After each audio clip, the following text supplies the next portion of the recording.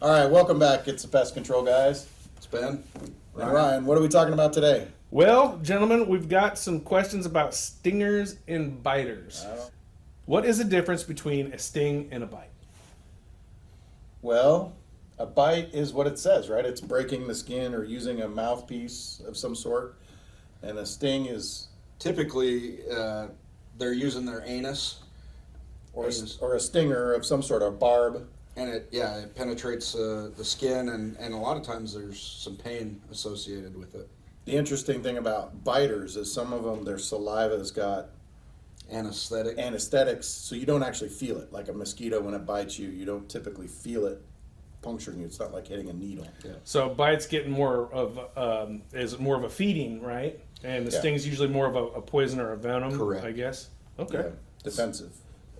All right. Question number 2: what types of bugs have stingers?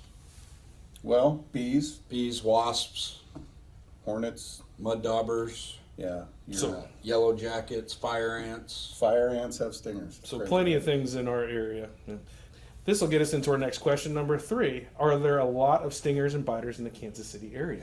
So the other day, I was actually out hiking. Go figure. Wow, I know. shocker. Okay. And when I was walking through the trees, one of the people I was with pointed this out, and I Holy went crap. over there and climbed up the tree and actually snapped this off.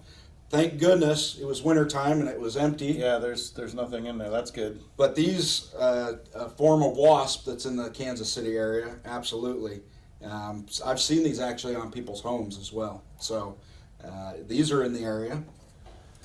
As well as your little paper wasp nests that you see dangling in your eaves. Yeah, you look by your garage door. They're usually in the corners. The mud daubers that are hanging up there. Yeah. Now, typically those don't like to sting unless they're provoked. Yeah. But they can.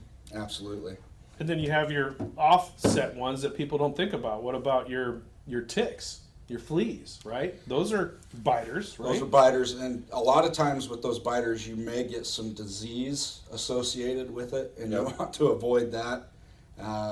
But yeah, a lot of times you don't feel those bites because, again, of that anesthetic that they're emitting from their mouth. Any of the biters or the stingers can transmit diseases, pathogens, all that kind of stuff. That's why they're dangerous. I.e. mosquitoes, Yeah. malaria. Yep.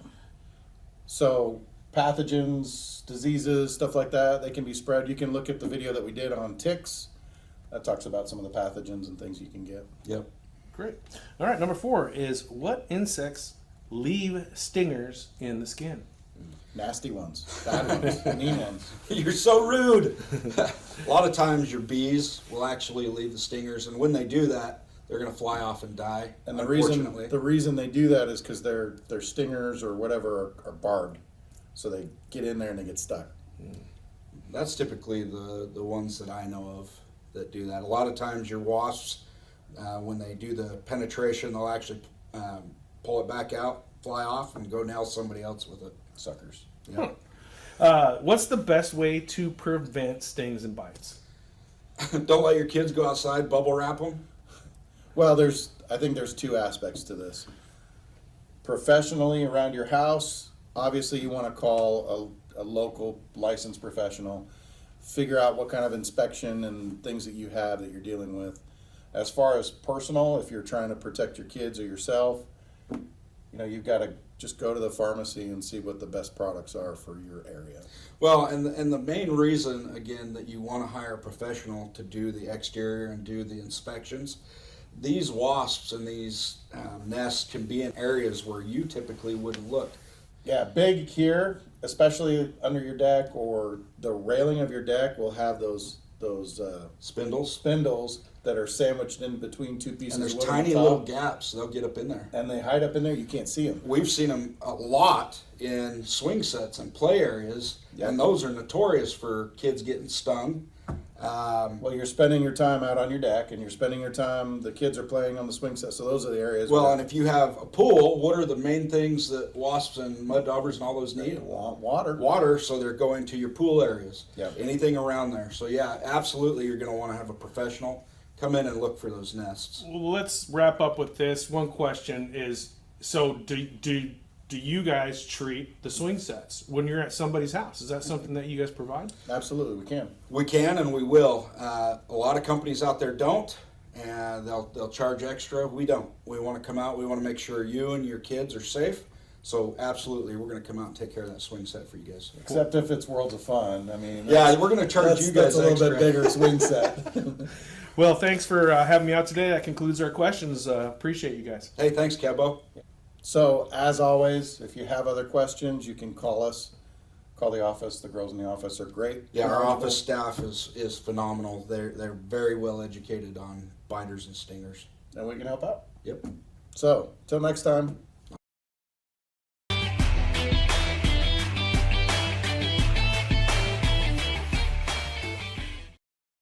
All right, so let's hear those jokes, boys.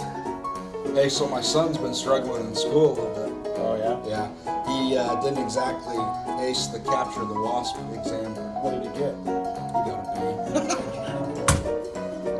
B, which is good for him. Hey, what sound does a wasp make when it hits your windshield? I don't know, A B flat? man. Hey, what do you say after a mosquito makes a joke?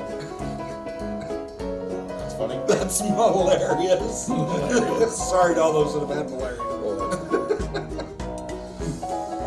What do mosquitoes and relatives have in common? Oh no, I don't even want to go there. What? They both share your blood. Hey, what's the last thing a bee sees when it hits your windshield? It's butt.